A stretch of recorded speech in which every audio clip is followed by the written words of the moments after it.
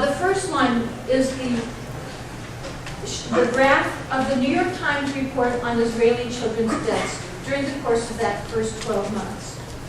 Next, we'll see the actual death rate of Israeli children during those first 12 months. And it's this lighter blue curve. As you can see, it's following a similar curve. It's lower because the New York Times also had quite a few follow-up reports about Israeli children's deaths. So it's a bit lower, but it's following the same kind of curve. Next, we'll see the New York Times reporting on Palestinian children's deaths during that first year.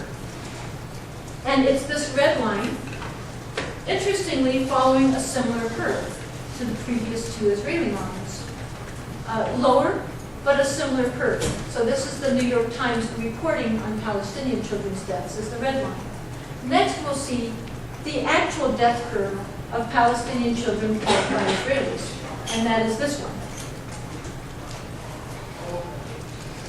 This bizarre pattern of reporting, one would normally expect them to be reported along their own death curve, not in other populations. And yet, this bizarre pattern we find again and again and again in all of our studies. Now that was the first year. Maybe the media just had trouble doing satisfactory journalism, because this is way below what you should expect. Journalists are human. It's a hard job. So not getting it perfectly is understandable and not to be condemned if somebody makes mistakes. But this kind of pattern is really unacceptable. It's not even close to being acceptable. So then let's look at 2004. We were doing our study in 2005. Please keep in mind that in 2004, the American media across the political spectrum were largely telling Americans the violence was reduced. It was relatively calm.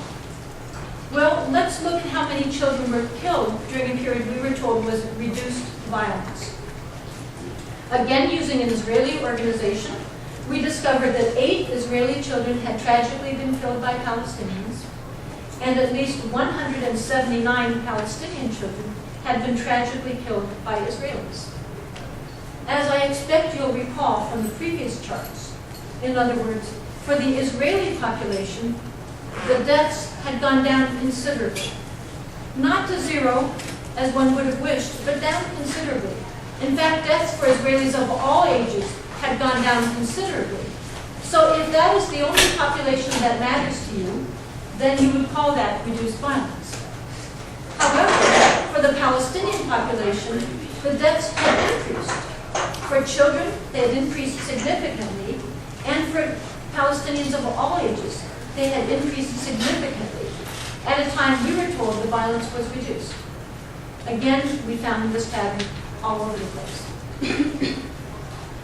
We find this kind of, the same kind of reporting pattern in which Israeli deaths are reported in very high percentages, and Palestinian deaths in such low percentages that they are virtually invisible to the average American, even though many more of them are being killed. Now, many people, at least many people, believe that NPR is a more reliable source of information than the more commercial media.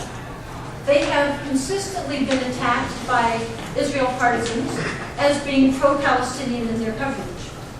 So Fairness and Accuracy in Reporting, a very good organization that looks into lots of issues of media coverage, decided to do a study on NPR's coverage to see if these serious accusations were correct. Those accusations caused great financial damage to NPR affiliates around the country. So Fairness and Accuracy in Reporting decided to study the reporting. Their researcher, Seth Ackerman, did a very good job, and he found that yes, indeed, NPR was very distorted in its coverage of this issue, but once again, in a pro-Israeli direction. He found that NPR had reported on almost 90% of Israeli children's deaths and only 20% of Palestinian children's deaths. He gave his study what I believe is a brilliant title. He called it The Illusion of Balance, because he discovered that NPR had carried almost exactly equal numbers of stories about Israeli children's deaths as on Palestinian children's deaths. In other words, to most of the average American, that would look like balanced, accurate coverage. And yet it was an illusion, because that meant that they were reporting on almost all the deaths among one population, and very few of the deaths among another population. That's not balanced reporting. That is distorted, I would suggest, manipulative reporting, unacceptable reporting. These results become even worse, believe it or not, when you look at regional, local newspapers. For example, one of our first studies was of the San Jose Mercury News, Silicon Valley, the newspaper near Stanford University, for example. In this case, this was one of our first studies, and we looked at front page headlines because many of us are so busy we just skim the front page headlines, especially on international news. We're so busy. But at least then we feel we're keeping up with the important stories of the day. So we decided to study that category. We needed to know how many people were killed during that period from both populations. Very few people seem to ask that question. According to the Israeli group, we found 121 Israelis had been killed by Palestinians, and 384 Palestinians had been killed by Israelis. How is this covered in front page headlines of this just average random American newspaper? Well, they had reversed it and increased the differential. So while this was going on, this is what it was looking like to the busy American public. I was astounded at this pattern because it struck me, to distort it to that degree. Imagine if the Mercury News had reported the Super Bowl backwards. What if they reported the World Series wrong? They would have been the subject of jokes by late-night comedians across the country. And yet here they were committing a distortion of that magnitude, having to do with lives and deaths, and no one even noticed it.